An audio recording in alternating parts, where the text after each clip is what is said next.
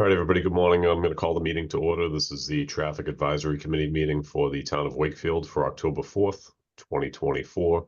Just a reminder to keep your microphones muted unless you're speaking. The meeting is being recorded and will be posted to WCAT and the town's website. Item number 2 is attendance. I have Steve Mayo. Joe Conway is running a little bit late today, so not present just yet. Bill Renault, Dan and Lois Benjamin, Matt Keeley, myself, Joe Anderson, and John Connors. Good morning, everybody. Morning. Dan, if you want to lead us in the Pledge of Allegiance, please. I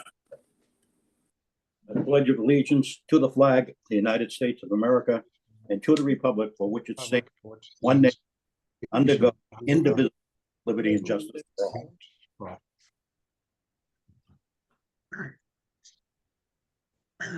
Thank you, Dan. Item number 4 is approval of the meeting minutes from June 14th meeting of 2024. We have a motion to approve those minutes. Move approval. Second. Second by Matt Keeley. Any discussion? All in favor? Aye. Aye. All right, approve the minutes for June 14th, 2024. Thank you. Item number 5 is public engagement. If anybody from the public has anything for traffic advisory that isn't an item on our agenda today, I'll give you up to 3 minutes to speak. You can just raise your hand. If you have something that is on the agenda, if you could just hold that for the topic as it comes up. Maria Oliveira, good morning.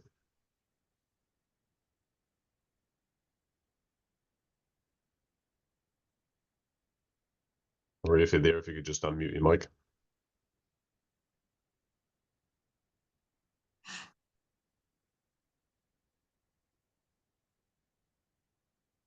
There you go. Good morning, everyone. I just have a quick question. I'm here on Nahan Street, and recently I've seen at least 4 or 5 huge trucks go down with building beams, huge steel beams delivered to either the high school or the Voc school. And I'm just wondering, in order to mitigate some of that, is there any way that we can up the fines for these vehicles, any of which go up and down this street, to say something like $500? So it really is a disincentive to a lot of these companies, and they're mostly companies with these big commercial vehicles that go up and down this street. Just wondering if we can make it that much more painful so that they don't take this route. I appreciate that, Marie. So we can't change the fine amounts. Those are set by statute. However, we did have a meeting with the construction group with the DPW director, and this was going back before construction and during the initial phases of construction, and he did direct them to have their deliveries not use truck exclusion routes. But the problem is some of them come from out of state, and they use other contractors. So we will we'll reach out to them and make sure that that message is getting relayed again in case they've changed any contractors that they're using for some of their deliveries. But unfortunately, we can't change the fine amounts. Oh, okay. Thank you. Thank you. Anybody else for public engagement? If you could raise your hand and then unmute.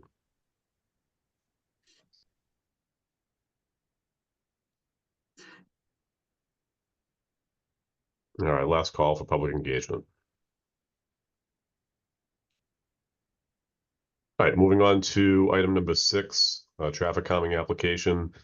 Bill and I have met with a group of residents from the Pine Street area concerned about a number of things, to include speed and cut through traffic.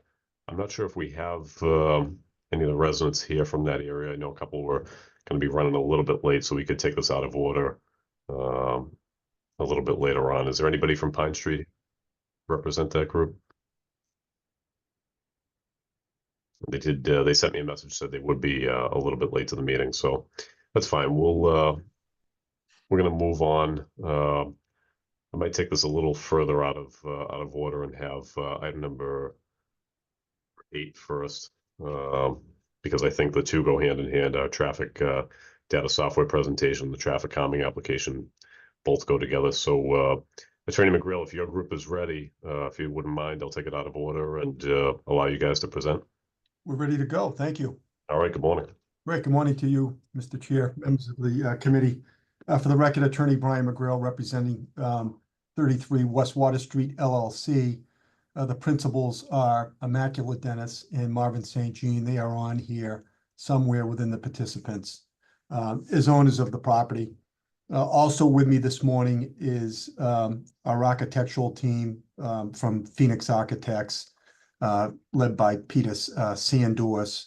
And I think Andrew Jones is on here as well from Phoenix. And then finally, our site civil engineering firm on this proposed project is Hayes Engineering. So John Ogren is on, and Bill Bergeron, also with Hayes, has conducted our traffic study. John will share his screen. What I'd like to do is have him initially go over the site layout, and then Peter and/or Andrew will share the architectural conceptual plans. As you're aware, this is currently before the Zoning Board of Appeals and involves special permits. We've had a couple of hearings with them. They're obviously going to wait to hear from you with your report after today and/or a subsequent meeting if you deem that to be necessary. What we're proposing here is, I think, a modest garden-style multifamily development. The lot would allow, under our bylaw, 13 units. We're only proposing 11. The historical use on this property over the years has been an office building, a church.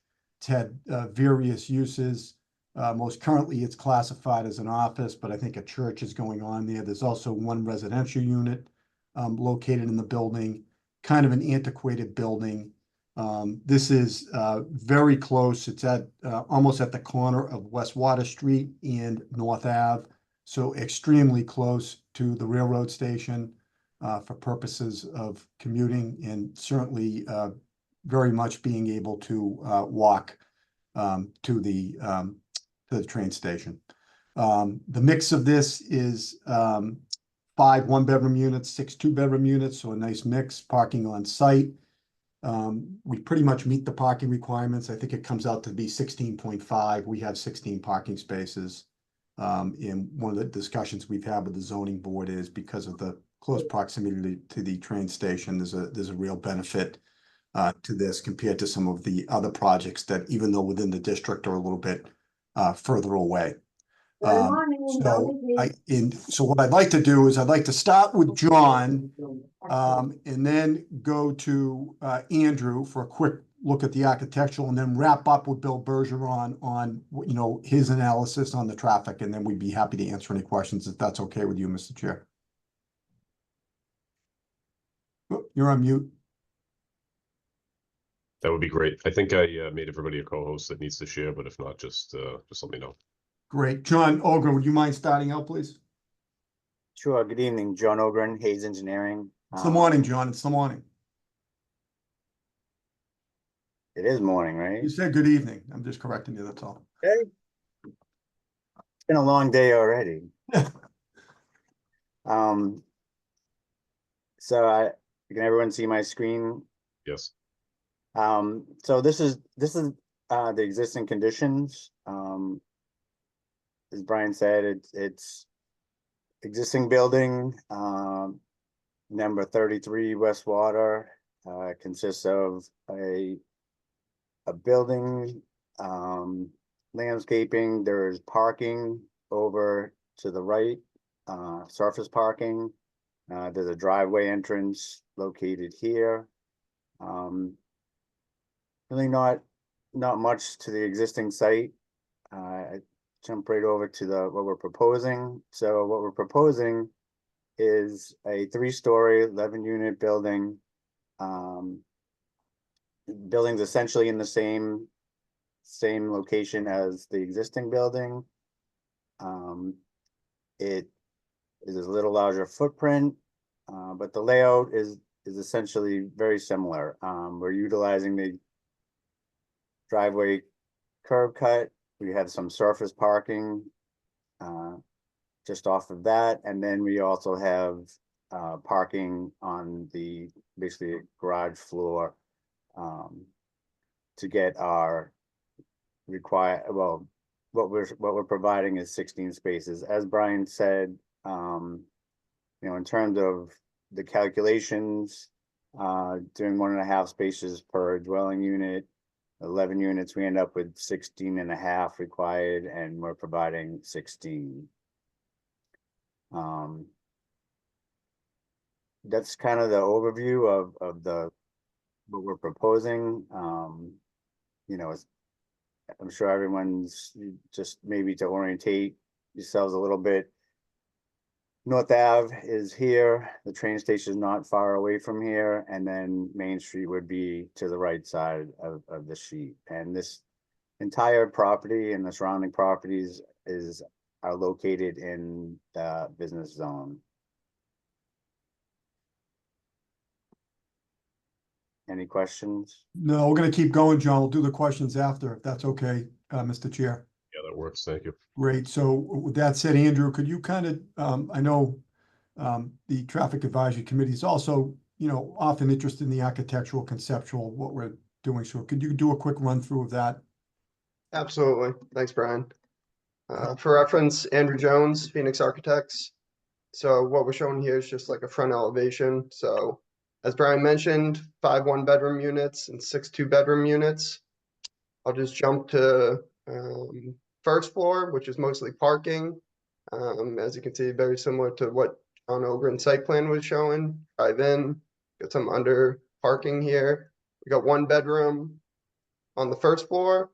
And then as you go upstairs, it's going to be a total of 5 bedrooms on each other floor. So 5 on the second, 5 on the third, and then just rooftop access for mechanicals and such. Not going to be for the public, just for anyone servicing the building.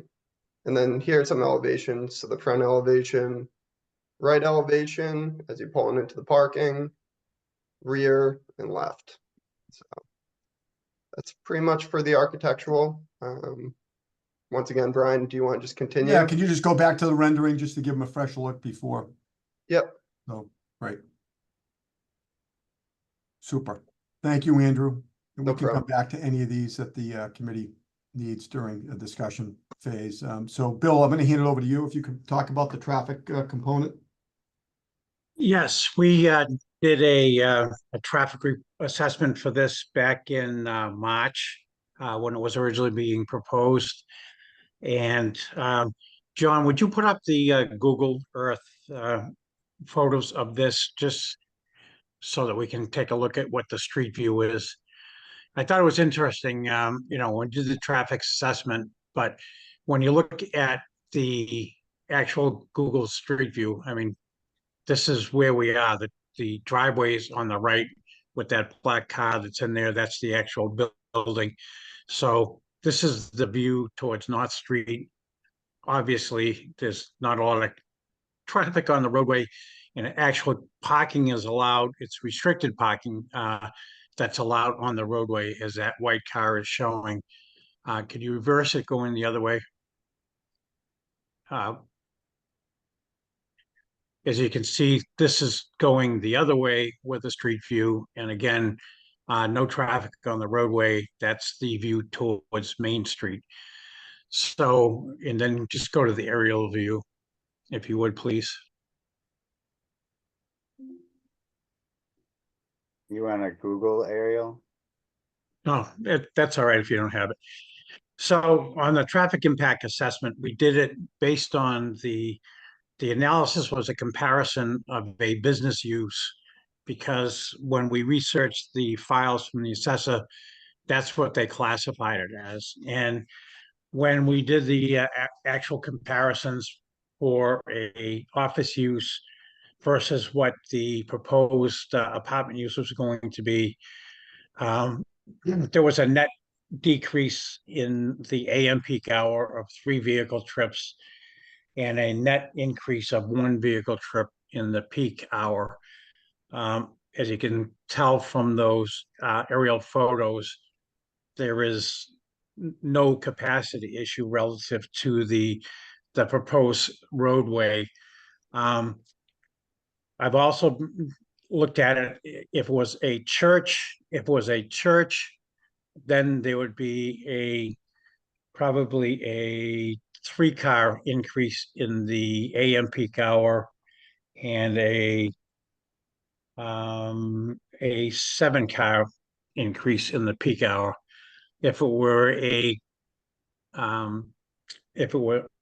a synagogue, it would go the other way. There would be a decrease again in the number of AM peak hours and a decrease in the PM peak hours. So basically, with a combination of whatever uses there are here, there is no significant increase as a result of the traffic on an AM and PM peak hour basis, which would interfere with any of the operations of the adjacent intersections.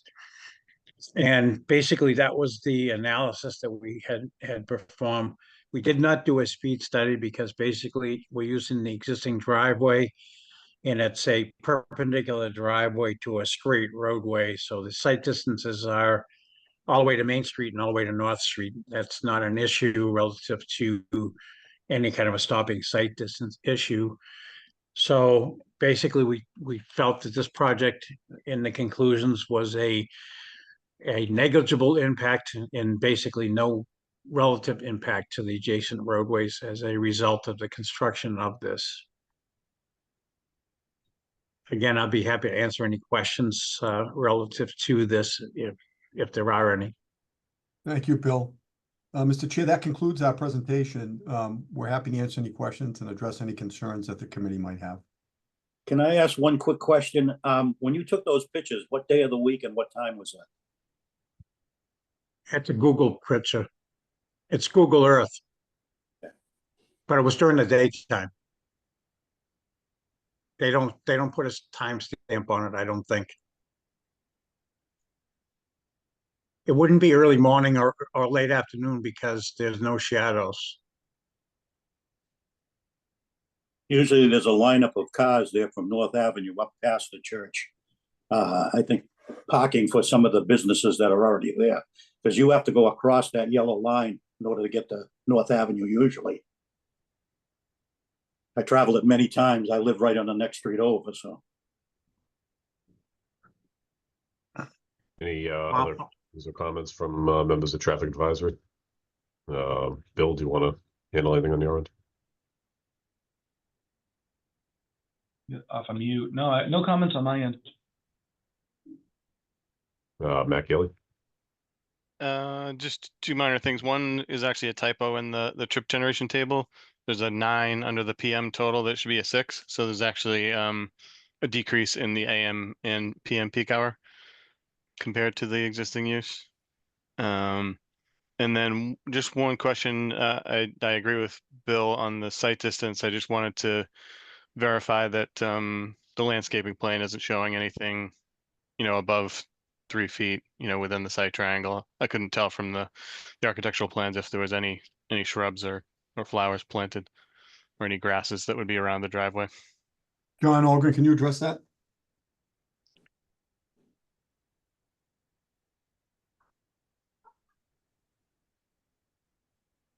Yeah, let me, I'll pull up the landscape plan.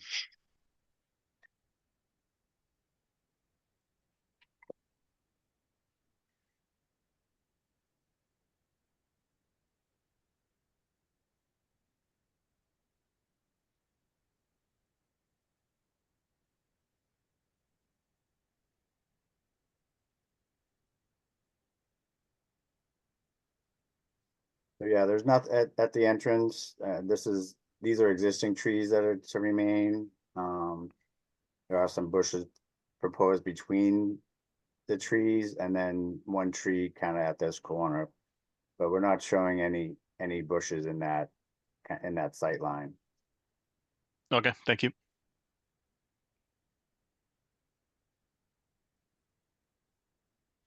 Mr. Mayo, anything on your end? No, I'm good. Thank you. John Connors. No, looks pretty straightforward. Thank you. Chief Scory, anything from you? No, I'm good, thank you. Brian, I think my only concern, and it really isn't even that much of a concern because I do like the project. I think it, unlike some of the other ones we've seen recently, it fits the neighborhood. It is actually walkable, whereas some developers, you know, tout their development as being walkable, and they're, you know, really not. This is right in the heart of downtown. It is within walking distance of the commuter rail. It's arguably smaller than a lot of the other developments in the area. I think it fits quite well. One that I can think of is 175 North Ave nearby. It's a little bit bigger. I think that's 16 units, and it also has mixed use on the first level. And since that's been there since about 2018, it's really had no major impact, at least on the police department's end, in terms of, you know, generating complaints and things of that nature. It seems to operate pretty well there. Just, is there any way to squeeze in one more parking space? That's something that I always try to advocate for, just because, you know, we don't know what the future holds with that street, and the town's policy has always been to, if there ever is permit parking, that multifamilies don't have access to purchase those permits if that street was time restricted. So I just try to think to the future of, you know, visiting nurses and things like that that we've discussed in other developments. You know, where would they go for a visitor space? That would be my only ask, is to try to see if there's a way to incorporate a visitor space there. But I think, unlike some of the other developments, there is enough roadway width to have an Amazon truck pull over there without causing a major traffic issue, unlike some other roadways that are windy and narrow, and they'd have to park on the curb and still cause an issue. This, you know, this doesn't really need a dedicated delivery space like some other developments. So I like it. I like a lot about it, but you know, that would be my only ask, is for an additional space for a visitor. And I know the real estate's, you know, it's tight, so can only do so much. But Okay, yeah, we'll look at that, and then, you know, all the ways the Board of Appeals has dealt with that is limiting the number of cars by the tenants with, you know, designated visitor spots. So, you know, that might be a topic that comes up, Mr. Chair, with the zoning board. I'm sure you'll reference that concern in your memo to them. You know, one thing I also forgot to point out, which is always good and isn't really jurisdictional for you, but it's good for the town, is that out of these 11 units, two will be affordable under our inclusionary bylaw. excellent. And I agree with Mr. Bergeron's assessment of it. I mean, there's plenty of sightline visibility there. It's a nice straight road with no obstructions. You know, we do, as Dan Benjamin pointed out, we see some traffic queuing there during peak hours. But this, you know, compared to what could be there potentially, a couple of trips out of that parking lot isn't going to make or break the peak travel there in that intersection. And my only other question for the committee would be to Bill. Is there anything with the North Ave traffic study that you're either concerned with or seeking a contribution for to help aid in that, you know, that endeavor there? Bill, just for point of reference, Bill has undertaken a corridor study for North Ave to improving our traffic signals and possibly adding signals in that area to help everything flow a little more efficiently there. So I just, when I see this right off of North Ave, I kind of think to that and wonder if there's anything that is on your radar, Bill. No, I mean, we just have the general aggregate impact fee that we typically talk to you know, the applicants about. So on something on this size, it's, you know, it's fairly nominal, but you know, I think it makes sense to still include it. I agree. Anything else from members of TAC before I turn it over to the public? I think I'll tell Steve, do you remember that as the old Redmond's Hall? I do. You always bring up my age, Dan. Thank you. Well, I am history too. All right, any members from the public, if you could raise your hand and give you up to 3 minutes to comment or ask any questions.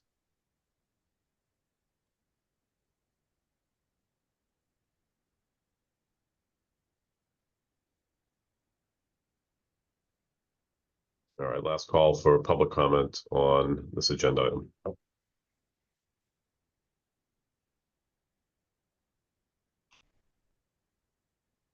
Bill and Matt, this is a pretty straightforward one. It's very minimal impact. There's no sightline issues. I don't see an issue with drafting a memo with the recommendation that they try to squeeze in another visitor space there and any of the other concerns, Matt, that you have about landscape. But I'm comfortable with it if the committee's comfortable with it going forward. Yep. I am. Yep. Yep, same. Okay. Brian, when's your next ZBA meeting? We're going to be there Wednesday night. I don't expect your memo by then. I can just give them what they'll anticipate, but they're certainly going to want to see it in writing from you before they move forward. So, Sure. In the next couple of weeks, if possible, that would be helpful. Brian, it's pretty straightforward. I should be able to get it to you before then. That'd be wonderful. Thank you, Matt, if possible. Appreciate that. Okay, excellent. Brian, anything in closing? No, thank you for your time. Not a problem. Thank you, everybody, for presenting. We appreciate it. Thank you. Thank you. Thank you. All right, moving on, going to go back to item number 6, our traffic calming application for Pine Street. I do see a couple of residents here. Andrea, good morning. If you just want to maybe brief the committee on some of the things that we've talked about through email, and Bill and I went out and met with some of the neighbors there, talked about some of the concerns. Bill kind of explained some of the engineering issues with some of the crosswalk requests, and it would be nice to have crosswalks there and sidewalks, but there are a number of challenges that kind of prevent that. So we did kind of go over that and what is and is not possible for that street. But if you want to tell us a little bit about your request, and then we'll identify the area of concern, which is going to be helping you folks narrow down where you need to get signatures from, so you're not spending too much time out there walking, getting signatures. Great. I'm Andrea Schiavone. Nice to meet everyone. Good morning. I live on 29 Warren Ave. It's actually the extension part of Warren Ave. So it's Warren Ave. And then there's something that we call a secret passageway that we can talk about that leads you to Warren Ave extension.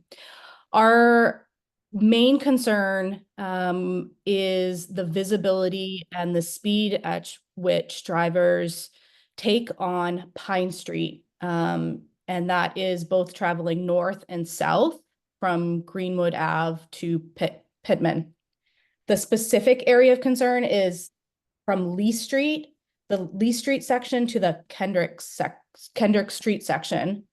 That visibility is extremely poor because of a curve in the road going, I don't have my directional, I guess it doesn't matter, like going mostly north, the curve in the road near Kendrick, and then there's Andrea, a hill. I'll share my screen just so Okay, great. Thank people you. that are familiar can kind of see where we're talking. Yeah, so this is going toward going north. Yep. And this is the hill.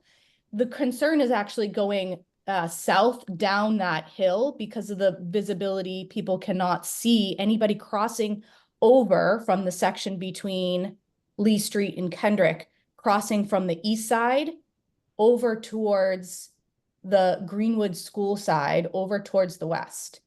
And this is the area of concern. I'm sure many of you know, but July of this year, a child hit a car crossing the secret passageway and was seriously injured. This was a child in my daughter's class. This is the crux of us really pushing forward to figure out a way to ease traffic and have a safe way to cross. That is our main goal, to have a safe way to cross the street, especially in the morning and the afternoon, coming in to and from school. So there's no sidewalks, there's no speed bumps, cars do not stop. I have experienced myself with my children closely getting hit by cars several times trying to cross the street. I tried this advocating for a solution back in 2022. And the town did put up I don't know what you call those, Lieutenant Anderson, like a speed Yeah, sign, yep. a slow speed sign. And then it was taken down the next school year. So I think, Andrea, the next step will be to identify where your group should go for the signatures to show that you know, there is a concern amongst the residents there, which I know that there is, but it's part of our process. So can you see my screen with the so my thought was to include all the green are actual Pine Street proper properties, and then the yellow are ones that are kind of right on the corner of Warren or Lee that, you know, are still have some type of you know, property that abuts Pine Street. So any okay, so this is just the bordering houses. What about other houses that have children further back that cross that street or even walk themselves? They don't have to have children and So I- have issues. I know that this could expand further than that. Yeah, so I think that you know, for our application process, we don't want you to have to do any more work than is necessary. So we're trying to limit the scope to pretty much Okay. the street that we may consider doing something on if it meets the requirements. And those residents are more than welcome to include letters to the Traffic Advisory Committee in support of it. I just don't want you to have to be going down Kendrick Road to obtain, you know, 10 or 15 signatures, because ultimately it's going to count toward the total number of signatures that you're going to need. You're going to need a certain percentage of that neighborhood to agree that you know, we believe there's a problem and we want the town to do some data collection, which costs tax dollars. So we want to make sure that it's not just one resident; it's a good number that are concerned. All right, and then the other. Yeah, I guess what I'm saying is, yes, I understand that you don't want me to do more work, but I'm saying like we have to acquire a certain percentage, right? If we Yes. don't acquire that certain percentage right in this area, I do know of homeowners outside of this area that want to participate. I think you'll meet the. Okay, what's the percentage that? Bill, do you have that from our a traffic calming policy? If you could bring that up there. I don't, but I can take a quick peek. I'm just trying to save you work, Andrea, from. Yeah, no, I appreciate that. Because if we require, you know, all of Kendrick Road, you may only have 3 of the people that are closest to Pine Street that agree, and the rest don't really see it because they don't walk Pine Street for some reason, and now you're just skewed, you know, in the wrong way. 2/3 is what we look for. Yep. 2/3 signature needed, and I'm assuming you provide a formal. Yeah, so what I'll do is I'll provide you with an abutters list, and then you can kind of just check off from there. There's also a form that you would record the signatures on, their name, address, and get the signatures. So It's a physical paper form. it is. So it's Okay. it's digital format, but you would probably have to print it to get the signatures. So, but I will send Okay. that so you have it along with the abutters list, so you know exactly which addresses will count toward that 2/3. And if for some reason you know that there's more residents that are, you know, nearby abutters to Pine Street and the numbers aren't coming out right, we'll talk offline and make sure that you know, we get this going for you. Sure. What are the next steps after we acquire signatures? So from that point, if we get the required signatures, which I'm sure we will, because the email chain is quite long and growing from everybody there, and we will have another meeting and have this go to data collection. we'll talk as a group on how we're going to collect the data, whether we have a vendor do it or we do it in-house, have the town engineers do it. And then we'll have a meeting to discuss what the numbers come in at and see if there's a pervasive problem that's all the time that we need to consider traffic calming measures full time. What phase of measures, whether it's something as simple as permanent speed alert signs or physical changes to the roadway. Usually we start off kind of on the smaller end of things to see if they make an impact. Mhm. Reassess after 6 months, see if it's actually worked. If it hasn't, then we progress on to a more substantial traffic calming measure. So first step is to see if there is a problem or where the problem is. Is it all the time that would require something permanent, or is it really focused toward a certain point in time that needs, targeted enforcement or some other type of intervention? So that's what we're looking at. When you do the data collection, is there certain times of the day that they take the data? They typically do a 24-hour data set. Okay. Yep, and that's an industry. And how does that data get collected? So is it camera? Is it?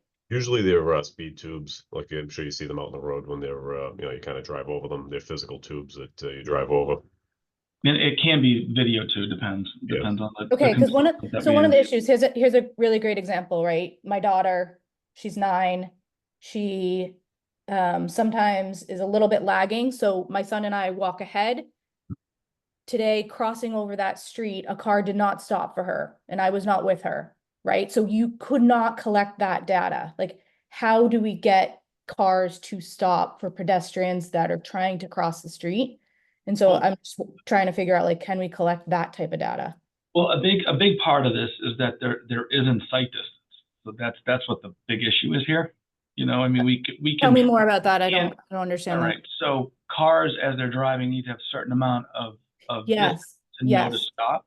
Yeah. But the geometry of the street is causing a lot of that problem. Yes. Okay. That's not something that realistically we're going to be able to change. I mean, the road has its layout with the curves, and where you are, Joe and I took a look out there. I mean, your sight distance in each of the directions is very poor and very short. So we'll be looking and doing a sight distance analysis too to see if there's something we can do, on that end. But realistically, I mean, when we were there with everybody on the sidewalk, we really were highlighting. I'm not sure that there's a solution, but we're going to try and find something. But I just want to make sure that you understand that, if we can't really change the layout of the road, right? I mean, people own private property and whatnot. Yeah, I mean, we got curves and the road goes up and down, right? So you have a hill, so you have kind of a vertical issue with sight distance, and you also have the horizontal geometry with the curves. So it's kind of a twofold issue here. Yeah, that makes sense to me. I think the solution is more of an education solution for vehicles, meaning, like, is there proper signage? Is there a physical visual crosswalk that people can see? Is there not to interrupt you, but the point is we're not gonna recommend an installation of a crosswalk in an area that doesn't have proper sight distance because it's less safe. So if folks feel safe to be walking in a crosswalk in general, so we wouldn't be looking to install crosswalks in areas that don't have sight distance because folks feel more protected, even though they're less protected because the proper sight distance wouldn't be.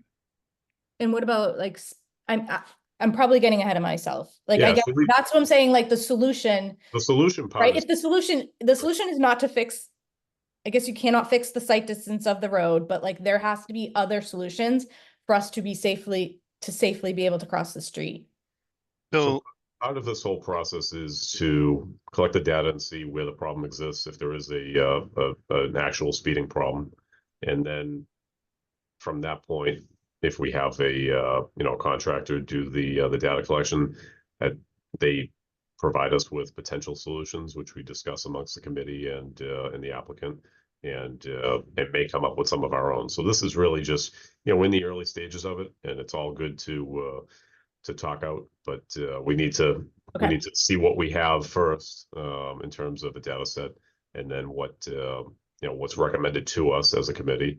And in the meanwhile, if your group has any suggestions, we'll consider them when we get the data back.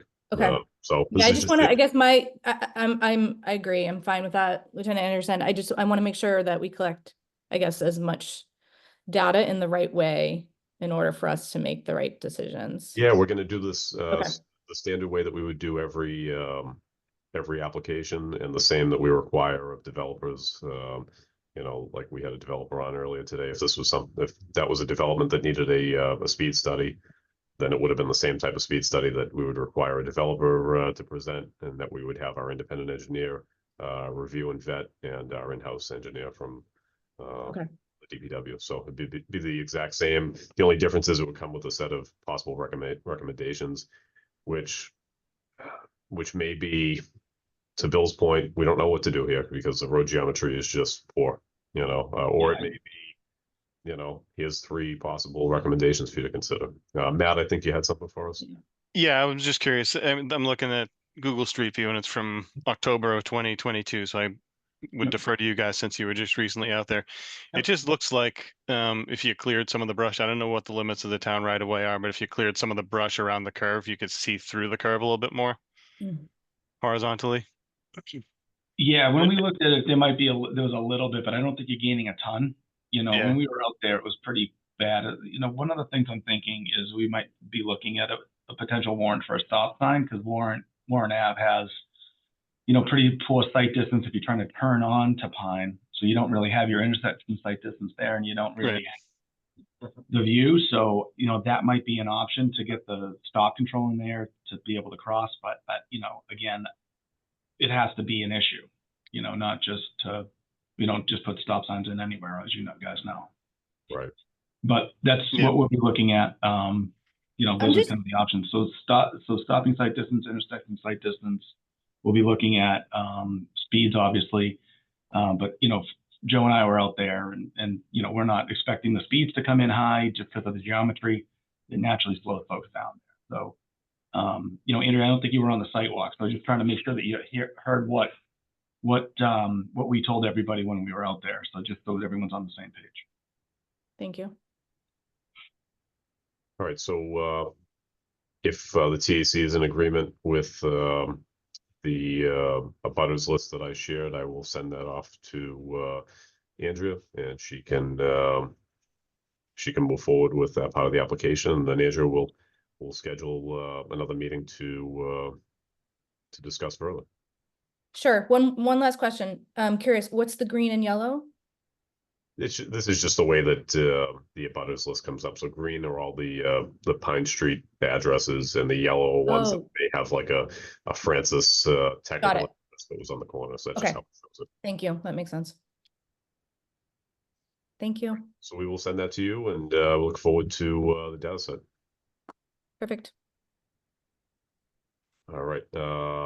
Moving on to back to item 7, traffic data software presentation by Urban SDK. I believe we have some representatives from this company here, and Andrew, you may want to stay on for this. I did ask Urban SDK to do a quick presentation for us for our traffic calming applications and just our overall traffic enforcement in town, and trying to be proactive with not only our enforcement, but where we actually consider improvements in town. So we get a lot of these requests for traffic calming applications, and just traffic issues in general. So vetting those requests against other concerns in town is something that we do regularly here. So I actually have to drop for a 9:15 meeting.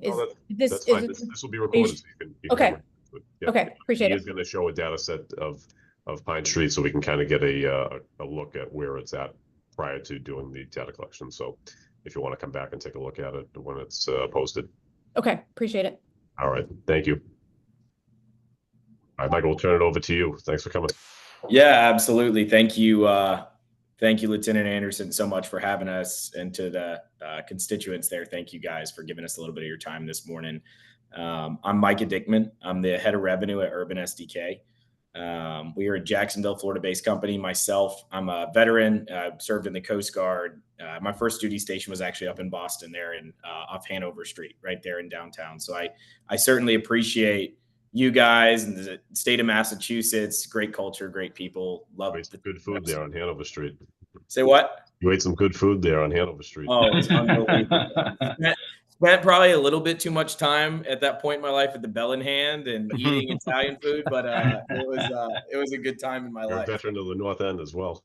That's There it. you go. That's it. Micah, can you still get us to park in the parking lot there? I can't even park in the parking lot anymore. Yeah, it's the best parking in town over there at the Coast Guard base. Exactly. Yeah, that's right. But I just want to say thank you again for letting us have some time. So after I got out of the Coast Guard, I came over here to Urban SDK as one of the early members to help start the company over here. We're really passionate about local government, local law enforcement, and ways that we can use technology to ultimately drive public safety within small communities across the United States. And I think that's what people have lost sight of. And that was our vision, is not to go serve large DOTs and large state agencies, but really serve smaller communities across the country. And what we have the ability to do at Urban SDK is our genesis started here in Jacksonville. The city council came to us and said, hey, can you guys build out a program that essentially will automate all of our data collection and tell us what's going on our network, right? Where are accidents happening? How fast are people going? Where's the congestion at? So that they could educate the public, they could make decisions much quicker, and they could identify issues prior to a serious injury, a public complaint, or a fatality. We did that back in 2017 as our first project, and now we're partnered with over 150 cities and counties across the United States and even into Canada. But what we have the ability to provide you through our program is speed data, volumes, and congestion data on every single road within your city boundary. And that's updated for you on a weekly and a monthly cadence. What that typically solves for our city and county clients is, one, public complaint we know is an issue. 80 to 90% of public complaint nationally is unfortunately a perception issue. People perceive speeding, people perceive a high volume of traffic on a road, which they think there's more speeding. People perceive an issue to be something that it's really not. It costs an exuberant amount of taxpayer dollars and resources to send somebody out there and check on that perception issue. But on the opposite end of the spectrum, there are complaints that come into the city from the constituents that are valid. And it's extremely important for those that are valid that we prioritize those and that we address those very, very quickly. So with our program, rather than the historical way, like Andrea was saying earlier, where we get a complaint, we have an issue, unfortunately somebody gets killed or somebody gets injured, we go out, we put an officer out there, we go collect data through a pneumatic tube, whatever it is. It takes us 4 to 6 weeks. We come back and then we produce our results. Within 30 seconds, you can log into our program, see every roadway within your jurisdictional boundary, and be able to understand what's going on that roadway from a speed, from a volumes perspective. So just to touch on this before I jump into the program and show you guys a little bit about what's going on in your own community, we really cover 4 issues. Public complaint being one, making sure that we prioritize the real complaints and we don't address the bad complaints, if not need be. 2 is pre and post implementation. So the community is going to go out. A lot of the conversation today was around adding signage, potential traffic calming devices, things that potentially could change your network and the flow of traffic on these roadways. It's extremely important to not just understand where we do this and why we do it, but what was the outcome. So being able to show you consistently, did we slow the roadway down? Did we get the desired outcome, or did we just displace traffic to a nearby roadway? And now we have another problem to solve down the road. The third thing and the most important thing is public safety. And our methodology internally from day one has not been somebody gets killed and then you go address a safety issue. That's not safety. Safety is saying we're going to get ahead of serious injuries, fatalities, and public complaints because we're going to know where to put our officers. We're going to know where to put our traffic calming devices, and we're going to start getting ahead of this thing. So it's not waiting until any one of those incidents happen. And the last thing is public education, which I know has been a component of this conversation. All the reporting that we provide, you can share with the constituents. You can share it internally with the council, with meetings like this. It's very digestible. It's very simple.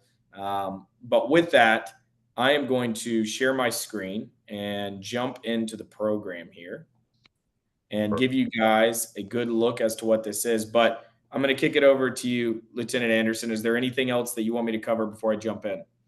No, but Mike, I mean, you hit it right on the head. It's the reason that Bill and I and the rest of the TAC developed the traffic calming policy in the first place was to try to do exactly what you said, and that's to identify where the real problems are in town and rank them against others so that we address the most serious of those problems first with limited taxpayer dollars. We unfortunately can't do it all. So, one fiscal year it might be Pine Street if Pine Street was an issue versus a street that was maybe a close second. And this is going to help us get to that point a lot quicker if we move forward with Urban SDK and be able to really identify with limited resources where the issues are in town. And the other piece that I really like from an enforcement standpoint, our resources are limited. And what I mean by that is at any given point, our officers could be tied up on a call for 1 or 2 hours between report writing and various other responsibilities. So to have consistency in enforcement is difficult at times, and we want that enforcement to be well placed, especially when we have state funding for things like Click It a Ticket, and different campaigns that we go out and target enforcement to hopefully reduce injuries and fatalities and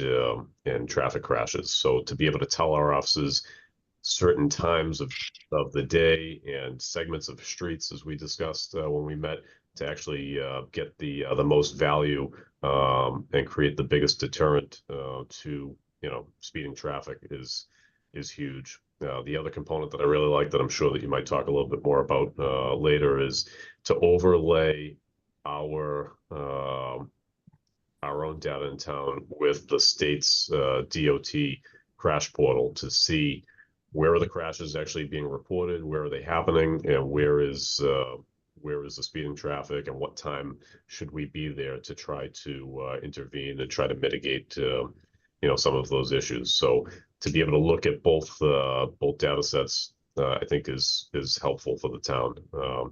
And the last piece that I really like, we had a developer here, and it was a pretty straightforward one that had minimal, if any, impact. But some of the others that are presented have, quite frankly, a lot of potential impact. And we're presented with traffic impact assessments from the developers' engineers, and it would be nice to have our own data set in town to be able to instantaneously go back and say, you know what, you did a 3-day traffic study the second week in December, and this is what you came back with. But if we go to our own data set here, this is what that street's actually seeing on a regular basis. Here's what it looks like in May, June, and July, or here's what it looks like during the school year. And, we need you to go and sharpen your pencil and look at this a little bit harder. So being able to advocate more effectively for our townspeople is huge also. The town has been very friendly to development, but we want to be friendly to the right development that doesn't our town negatively. So this would definitely help us do that. Absolutely. No, that you hit the nail on the head, and we'll walk through a lot of that in here. I'm actually pulling up a separate example to show you guys just some examples of how others, you talked about it, Lieutenant Anderson, how others have integrated some of their own safety data from the state's database to be able to see not just where speeding is happening, not just where congestion is at or what the volume of the roadway is, but being able to actually correlate previous safety issues that have happened on those roadways, whether they're serious injuries, fatalities, what type of accident that was, being able to see that and make that correlation there to decide, is this an enforcement or a safety issue, or is there a problem with the roadway? Kind of what we talked about earlier with Andrea. So I'm gonna get in here and explain what the components of this are, and it's very simple. And that's what we have designed this to be. Data is useless unless you can go in, ask yourself a question, or one of you in this group, member of the public, asks a question, and you can quickly get an answer. And that's what we're ultimately trying to solve, right? Not you ask a question, you have a concern, you wait 2 to 6 weeks, get an answer back, and it's not the response that you want. So with that, Urban SDK, you log in. So let's say that you wanted to take a look at a safety issue or a speeding complaint that happened within the community. What you would do is you would log in. You just simply come to our Insights tool. And at this point, you can click any day, time period throughout the week. You can look at a month of data for a particular road for the entire boundary and essentially be able to say, hey, there was a complaint that happened between the 7th and the 31st, and it happened on this roadway right here. So we're going to draw an example. That's where the complaint occurred. You draw that route, and then you're going to be able to publish that directly to what we call as workspace. So you would just click next, build the report. For time's sake, I've already built some reports for you guys actually on Pine Street and then the overall boundary. So I'm going to come back into here. So this is where these reports would be saved. It takes about 30 seconds to queue them up, but I'm going to come into here and show you guys some data from your own community. So as you can see, we have every road within the jurisdictional boundary. Mind you, when you become a customer of Urban SDK, we actually take what's called a shape file from the geospatial analysis department within the city, and then we append the data to the actual city boundary. So this is a rough one that we created for the demonstration today, so just bear with me a little bit.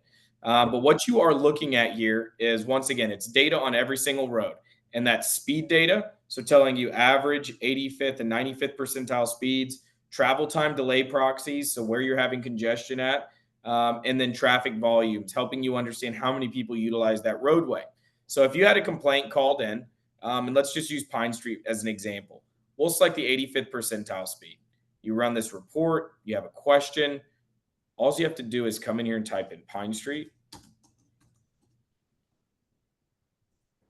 Let's see where we're at here. Make sure I've got the right one.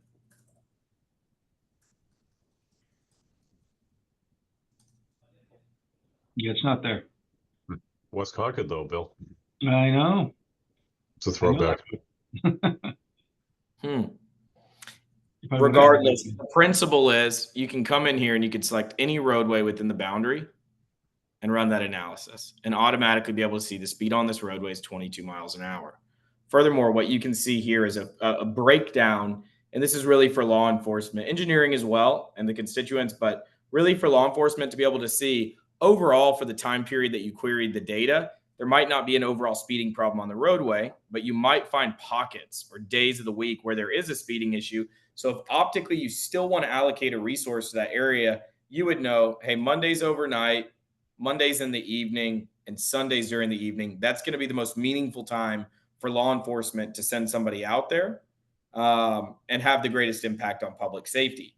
Now, if you wanted to share these reports with this group or with constituents, with the council, what you have the ability to do, come in here and download all of these images. It automatically will go into a PDF, and then you can send this out to the group, which will break down the roadway, the speed limit, the segment of road that was analyzed, these metrics that were broken down here from that public education standpoint.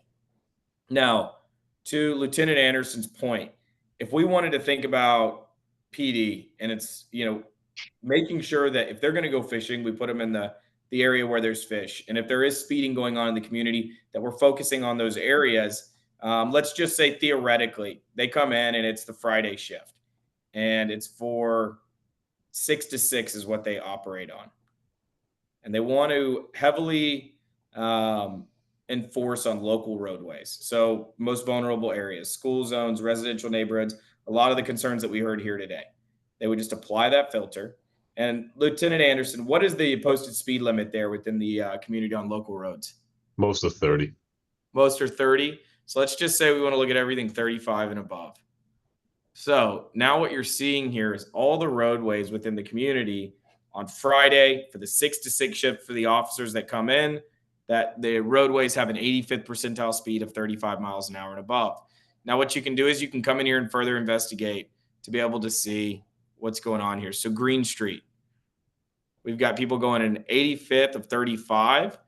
And then the PM peak, you've got people going the fastest. So if you're going to send somebody out there, you've got people going 37 of a 95th.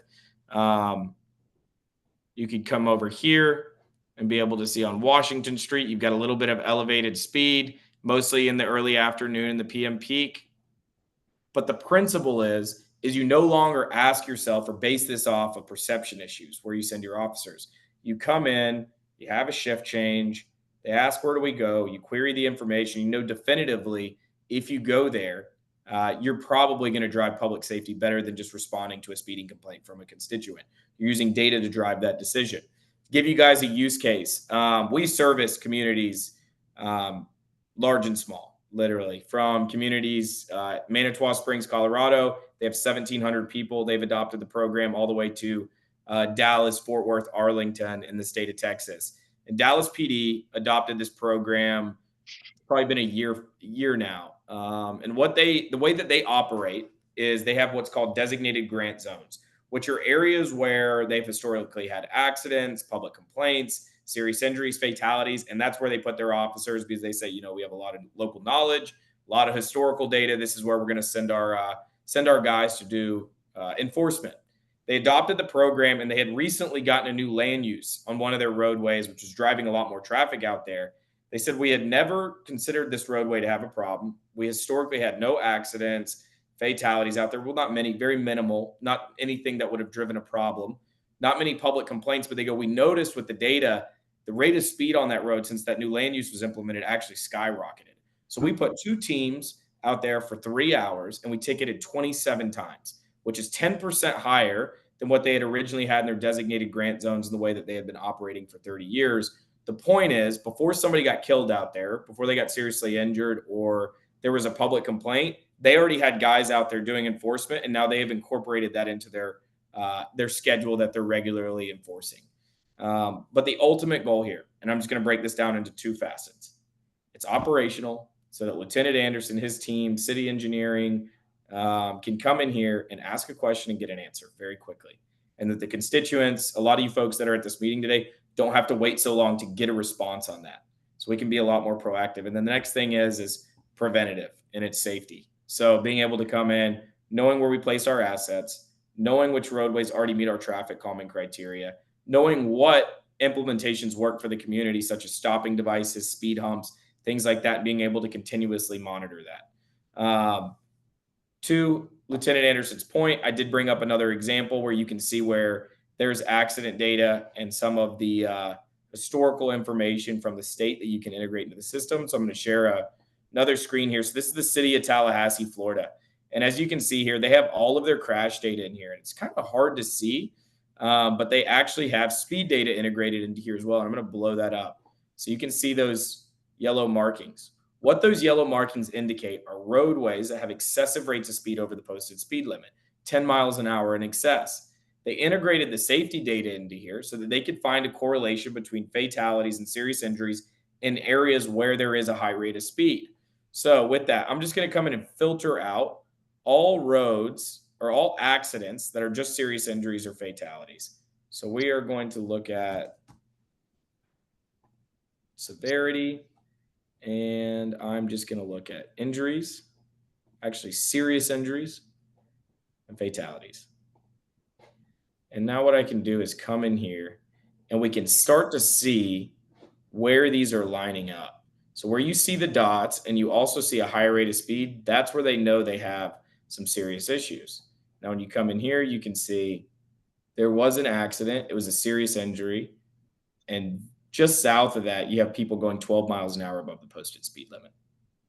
And they're able to make that correlation very, very quickly. This is updated for them weekly and monthly, so that they can come in and quickly work with the engineering department, work with PD to find these problem areas and then quickly address them. But with that, I'm going to stop talking. I know I've been on a little bit of a tangent here, and I want to give the group, constituents, Lieutenant Anderson, give you guys some opportunities to ask some questions. Go from there.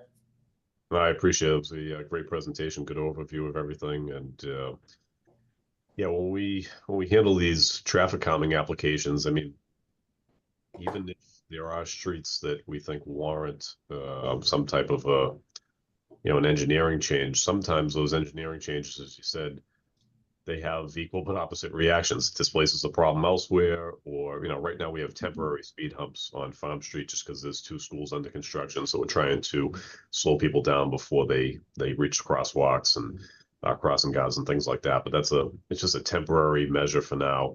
They're going to come up, before the snow plows hit the roads.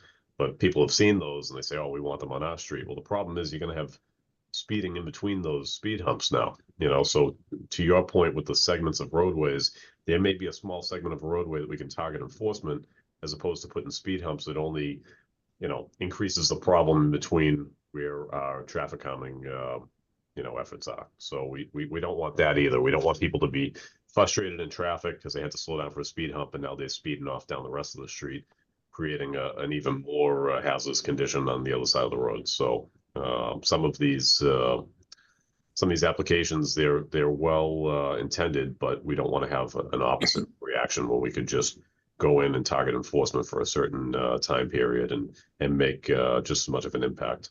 But I'll That's turn it exactly over. right. I think, and that's what we've seen in a lot of our communities is permanent traffic calming measures get implemented, and then a lot of the time there's buyer's remorse from a lot of the constituents where they realize, one, people just aren't using the road anymore. So now you just change the road diet and you pushed a problem to a nearby roadway, and now you have other constituents that are irritated. But these are permanent. This is not something that, to your point, it affects emergency lanes. So if people are trying to respond, your guys are trying to respond to an incident, but there's speed humps on the road, they can't get there as quickly. Somebody's having a heart attack, some kid's choking, but you want to have traffic calming on that roadway. You have to imagine that there is going to be a delay for emergency services on that roadway. You want your road snowplowed? Well, there's going to be effect to that, right? So there's a give and a take, and there is a necessary time for those things. But the more important thing is using the data to measure what was effective and what's repeatable. And if we can do things within the community that are cost effective and it's minimal change to the network, that's always, in our opinion, that's probably the best way to proceed, to your point. Sure. And I think about the future of our police department as well. And in the next decade, I would love to see a traffic unit, but that traffic unit likely for a town our size would consist of one officer. And I think one officer could have an incredible impact, but you need to be able to tell that one officer where his or her time is best spent.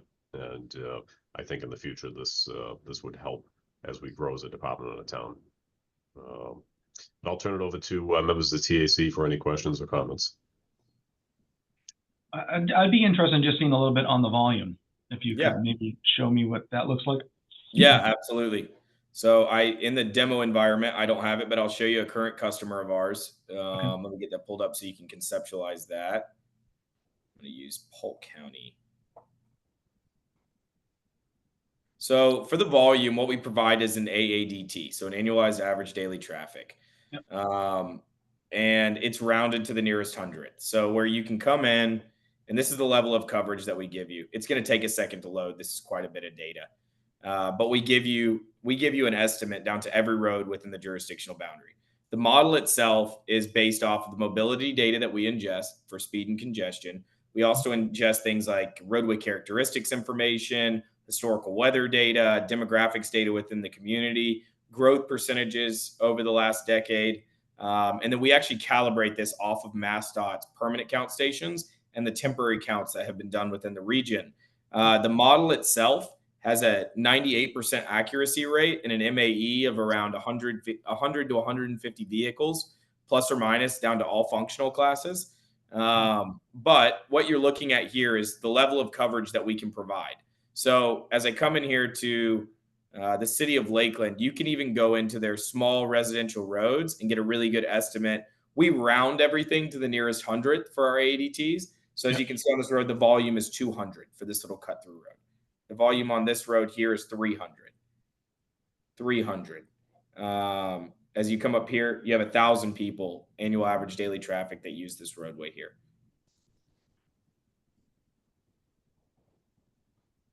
Okay. And what did you say the level of accuracy was, Micah? 98%. And I can provide you with the white paper on that. As I said, Yeah, the I'd MAE. love to read that. Absolutely. Yeah, I would love to see that. Absolutely. I will provide it after this call. But as I said, the MAE is plus or minus about 150 vehicles either way. So when you get down to really low volume, localized streets, you could potentially have some discrepancy. On most of your arterials and collector roads, though, you're going to have really, really good results. But it's an estimate, and that's what we provide it as, right? Speed, congestion, extremely accurate, no factoring involved. We don't have to. With the model for the ADTs, there's a required factoring method that goes into it. So it's not an end all be all, but it gives you a really good idea as to what is going on the roadway. And is it just bidirectional volumes? Is there anything related to turning movements? Not yet. We have been able to produce turning movement counts. We don't feel as if it's credible enough to release to the market yet. We will not produce anything until we have our own team of civil engineers, PhDs on staff that do a lot of this modeling. And essentially, if they're not willing to put their bar on the line or use it, within a study with a community like yours, we're not going to produce it to the market. So hopefully within a year, I think it's more than likely 24 months that we get accurate turning movement counts, but it is something that we're looking at. And a similar question, as a traffic engineer, I deal with data collection all the time. So I'm very curious about the source and stuff. How do you source out the speed data? How does that? Absolutely. So the speed data is collected through connected vehicles. So anything on the network that retains smart technology, OnStar, GPS, XM radio, embedded devices within the vehicles, we collect 24/7, 365. So the data source that we provide is validated through US DOT and federal highways. So they use it for what's called their NMPDRS system. That's how we found this data provider back in the day, 2017. We said, look, the feds have validated it. Great. We're going to go with that data source, right? They still use the information. FDOT's validated it. We use it in 28 states across the country. But that's where it's coming from, connected vehicles. Great. Thank you. And Matt, I'll say that on the call that Mr. Mayo and I were on, I had Micah just look at Miriam Street, which we just had data collection on, and it came back very, very close to the physical data collection that was done there. It was I was impressed. It was good. The Green Street was right on to that study too. So, yeah. Yep, good stuff. It's good to actually see it, conceptualize it in town. Yep. Any other questions from members of Traffic Advisory or Chief Scory? Thanks for the presentation. It was good. Great, Micah. Yeah. Thank you guys so much for having us. I really regardless of what you guys decide to do, thank you for giving us some of your time. It's really, really appreciated. Mr. Mayo.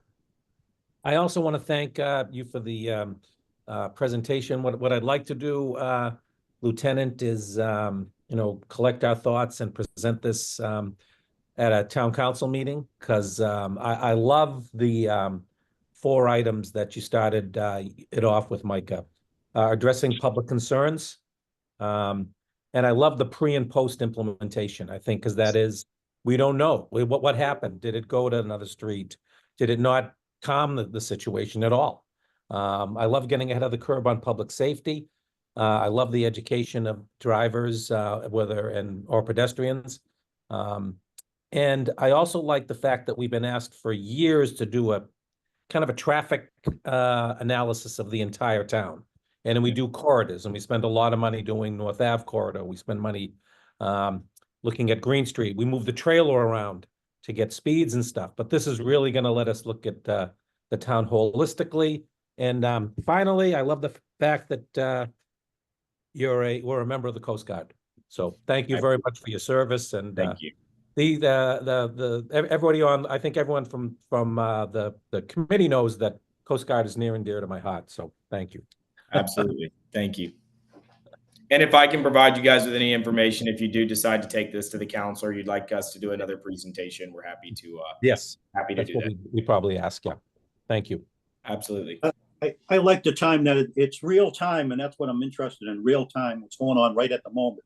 And I think this will help out the town of Wakefield as far as some of our big events that we have in town. 4th of July, Festival by the Lake, Town Day.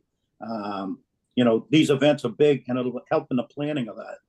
And also on 128 or Interstate 95, it would help out there. We're within a mile of, interstate highway.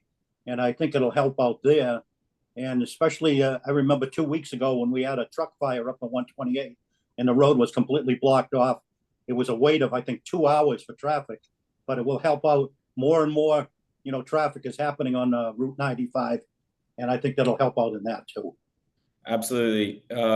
That's a good point, Mr. Benjamin. A lot of our agencies use it for event impact. So looking at because you always get a year of historical data. So if you guys have public events that are reoccurring within the town, what you can do is go back and look at the event impact that it had. So where it occurred, what was the delay, what was the congestion, and the importance around that we've seen, and I could be wrong, every community is different, is being able to plan emergency routes, response times. If you know there's going to be delay, putting your guys in a position to win if you do get a call that they need to respond to, and just generally understand what it's doing to the network, and being able to share that to the public. So event impact is something that not everybody does it for. It depends on the community. We deal with a lot of rural communities as well that don't have a lot of events, but some of our more densely populated communities like yours do, and it's a really, really good use case for that.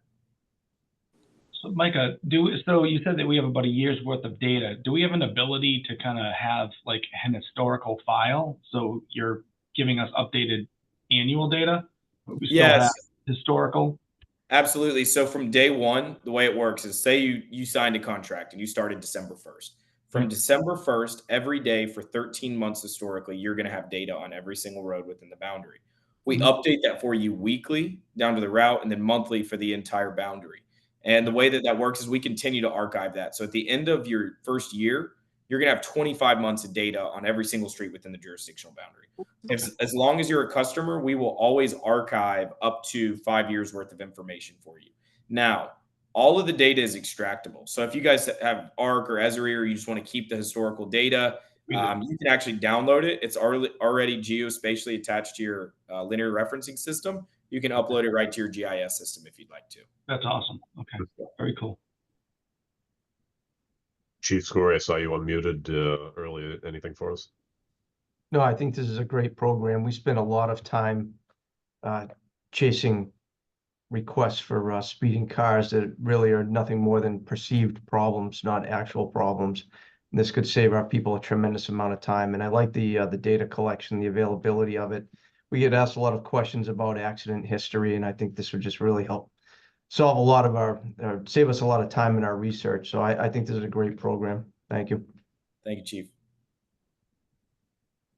All right, so I think, Mr. Mayor, we'll talk offline, and we'll see if we can have a presentation from Urban SDK to one of the future town council meetings. And yeah, Mike, I think if you hit on those 4 points there, they're going to be persuaded to look into this further, and that's definitely our goal. I think it's a huge help for not only the police department but the town in general. And you know, we had a town council meeting more recently, and one of the councilors said that, you know, the data is only as good as it was yesterday. And, you know, I definitely get his point. You know, data gets stale, and things change, and sometimes that data set can't account for segments of the roadway, which your system can. So I'm excited about it. We'll be in touch. Thank you very much.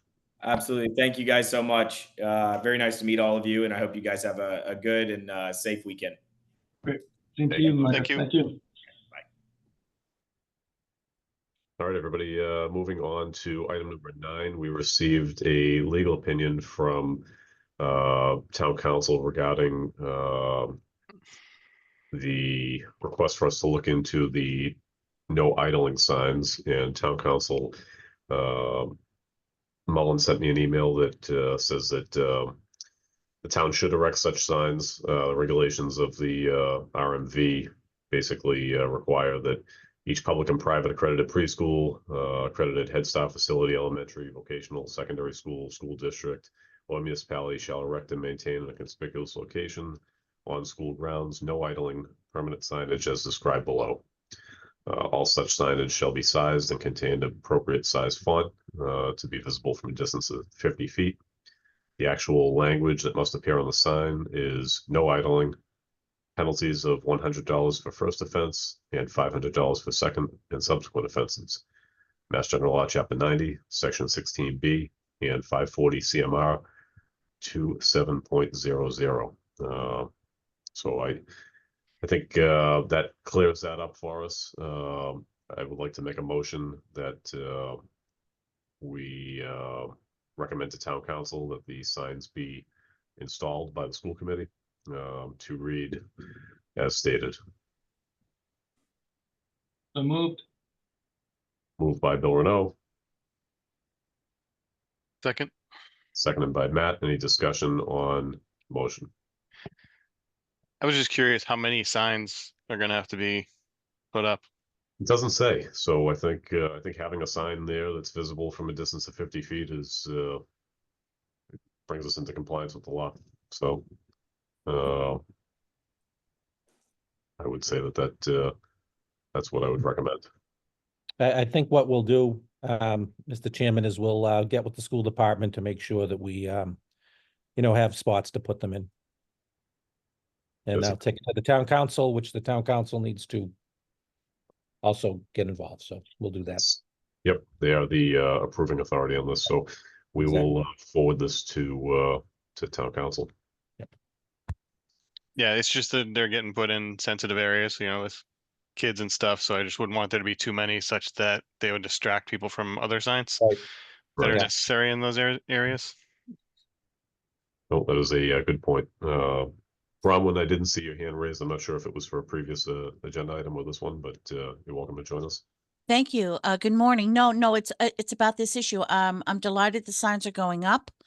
I did have a question as to how that's going to be enforced and who would be enforcing it. Busy times at schools with pickup and drop off. Who's going to be monitoring that? I think it would be up to the schools. It's their property, and they routinely handle the parking and traffic flow on site. So I think it would be for them to enforce on their end, and then call us if they are met with any resistance. They routinely move traffic around on site, instruct parents where to pick up students, move double parked vehicles out of the way to maintain on-site circulation. So it would be on them, and then if they had any issue, as they always do, they would contact our SRO or one of our offices. So would that be up to each individual school or school principal to take care of that enforcement?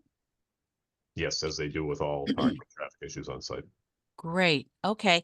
Thank you. And just while we're on the subject, I really wish that pardon me, that the town would enforce the state's no idling law when at all possible with town vehicles and trucks when they're not absolutely needed for running equipment associated with the job and on the truck. It's really important, and it would save the town lots of money in fuel. So thank you very much for addressing this. I appreciate the time. Thank you, Rowan. Any other public comment? Last call for public comment. Okay. Moving on to our last agenda item, which is matters not anticipated. I think one of the only things that I had was Bill and I we spoke about starting to create a crosswalk policy. So that's something that will be coming in the future. Yeah, crosswalk RRFBs, like kind of a combo. We're getting a lot of requests. You put one up and then everybody wants one. So, so I'm starting to look at kind of pulling that together, using some examples I've found from some other states. So that'll be coming soon. I also have my first draft of the corridor study for North Avenue, just as a heads up, folks. So that's something that you'll be seeing probably at the next meeting. I haven't had a chance to go through it. I just got it earlier this week, but I'll be looking at it and diving in this week. Well, actually, probably not this week, next week early. And I'll get that out to you as soon as any revisions are made. Okay. What else do we have? I have one last thing, or one last thing for me.